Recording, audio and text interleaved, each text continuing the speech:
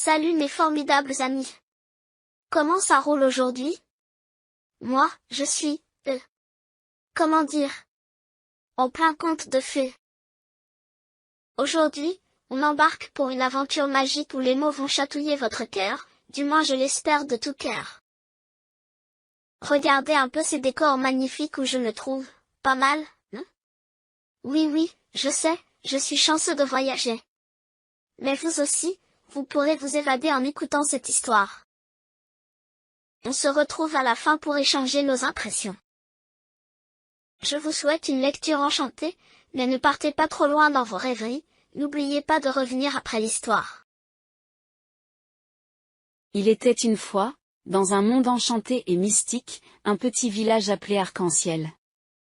Dans ce village, vivaient 4 enfants curieux et pleins de joie, Léa, Noah, Emma et Lucas. Un jour, alors qu'ils jouaient dans la forêt enchantée, les enfants découvrirent une ancienne église cachée au cœur des arbres. Intrigués, ils décidèrent d'explorer ses mystères. À l'intérieur, ils découvrirent une fresque magique représentant les différentes poses du corps pendant la prière. Soudain, la fresque s'anima et les personnages priants sortirent de leur tableau pour prendre vie. Il y avait Marie, une femme sage et bienveillante, symbolisant la prière à genoux. Il y avait aussi Gabriel, un homme fort et courageux, représentant la prière debout. Sarah, une femme douce aux mains levées, symbolisait la prière avec les mains levées.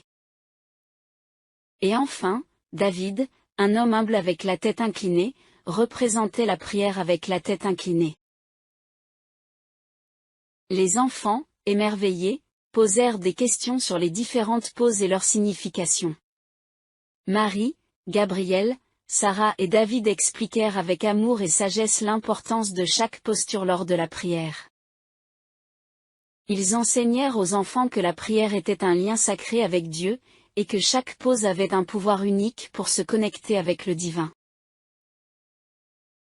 Ensemble, les enfants et les gardiens magiques des poses de prière se lancèrent dans une aventure extraordinaire pour protéger les prières des habitants du village. Grâce à leur courage et à leur foi, ils surmontèrent des épreuves magiques et des défis passionnants.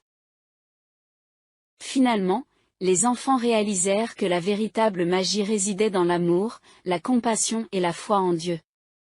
Ils comprirent que peu importe la pose physique pendant la prière, ce qui comptait vraiment était l'intention sincère du cœur. Après avoir accompli leur mission, les enfants retournèrent dans leur village avec une sagesse nouvelle et une compréhension plus profonde de la prière. Ils partagèrent leur expérience avec les habitants du village d'Arc-en-Ciel, inspirant ainsi une plus grande connexion spirituelle et une harmonie entre tous. Et ainsi, grâce à leur aventure extraordinaire avec les gardiens des prières magiques, Léa, Noah, Emma et Lucas apprirent que la prière était un lien sacré avec le divin, un moyen de recevoir amour, guidance et bénédiction. Les poses. À genoux. Lorsqu'on se met à genoux pendant la prière, cela symbolise l'humilité et la soumission devant Dieu. C'est une posture de respect et de reconnaissance de la grandeur divine. L'humilité devant la majesté divine. Lorsque nous nous mettons à genoux devant Dieu, nous élevons notre esprit vers sa grandeur et nous nous soumettons humblement à sa volonté. Psaume 95 verset 6. Venez, prosternons-nous et humilions-nous, fléchissons le genou devant l'Éternel, notre Créateur. Évangile de Matthieu chapitre 26 verset 39. Il s'éloigna un peu, se jeta face contre terre et pria ainsi, « Mon Père, s'il est possible, que cette coupe s'éloigne de moi. Toutefois, non pas comme je veux, mais comme tu veux. » Les poses. Debout. La position debout est une posture de connexion et d'élévation spirituelle. En se tenant debout, on exprime notre présence devant Dieu, prêt à recevoir ses bénédictions et à lui offrir notre adoration. La présence divine qui élève. Lorsque nous nous tenons debout devant Dieu, nous nous élevons spirituellement et nous nous ouvrons à sa présence qui nous élève vers de nouveaux sommets. Psaume 121 versets 1 et 2. Je lève mes yeux vers les montagnes, d'où me viendra le secours? Le secours me vient de l'Éternel, qui a fait les cieux et la terre. Évangile de Luc chapitre 18 verset 13. Le collecteur d'impôts, se tenant à distance, n'osait même pas lever les yeux vers le ciel, mais se frappait la poitrine en disant, « Ô Dieu, fais preuve de compassion envers moi, qui suis un pécheur. » Les poses. Debout les mains levées. Cette posture, également connue sous le nom de Hasta Uttanasana dans le yoga, est un geste d'ouverture et de réception. En levant les mains vers le ciel, on exprime notre désir de recevoir les grâces divines et de se connecter avec la présence divine.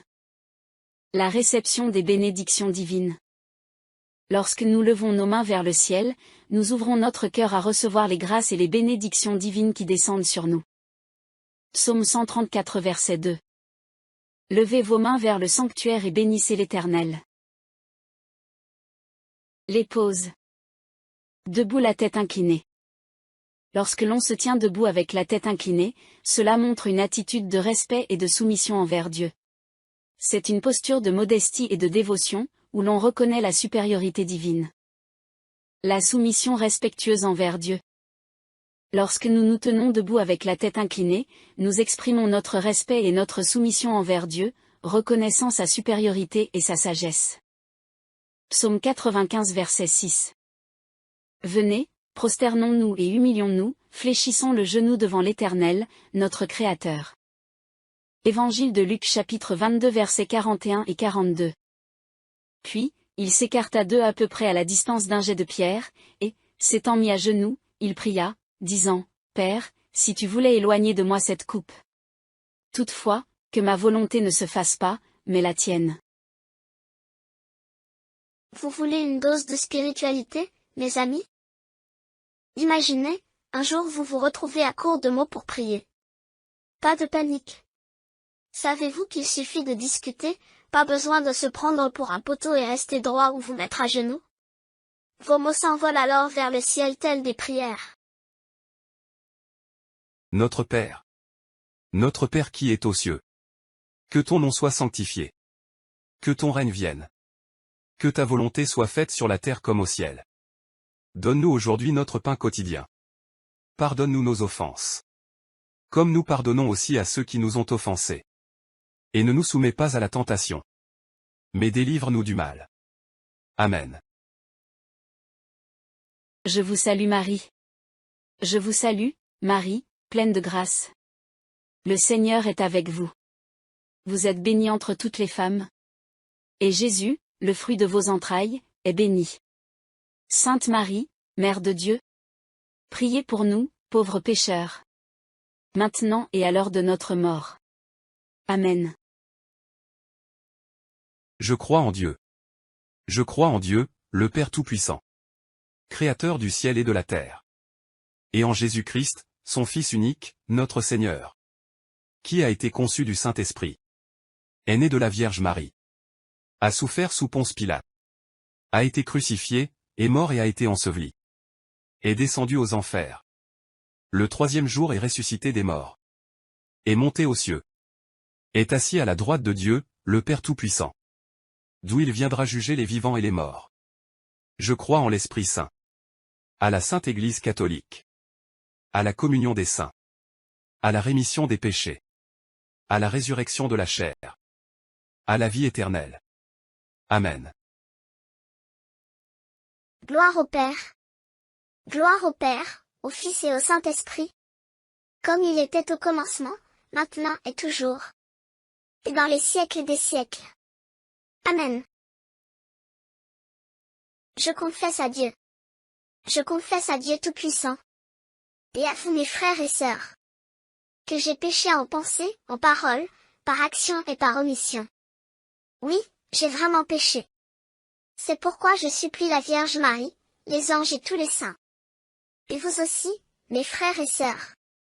De prier pour moi le Seigneur notre Dieu. Amen. Alors, ne trouvez-vous pas mes amis, que ces mots sont juste super puissants et sublimes? Perso, ma préférée, c'est la prière du pardon. Elle me sert à dire pardon à Dieu pour mes bêtises, il y en a un paquet, je vous le dis. Bon, soyons honnêtes, je ne récite pas tout le baratin, mais je m'excuse et je sais que Dieu me pardonne. Parfois, je lui demande même de pardonner ma copine Clémence pour m'avoir donné un coup de pied. Parce que bon, Dieu, c'est l'amour, il pardonne quasiment tout si on le lui demande, non? Voilà mes chers amis, j'espère que vous avez été ensorcelés par cette histoire magique. J'ai complètement zappé de vous dire que j'ai un compte TikTok aussi, il s'appelle Le Chemin Tracé. Évidemment, je ne suis pas là à faire des vidéos, car c'est plutôt réservé aux adultes. C'est ma secrétaire qui s'en charge, mais ensemble, on cherche des textes qui réchaufferont les cœurs. On croit que c'est un signe divin qui guide chaque publication vers la personne qui en a besoin. Vous savez pourquoi?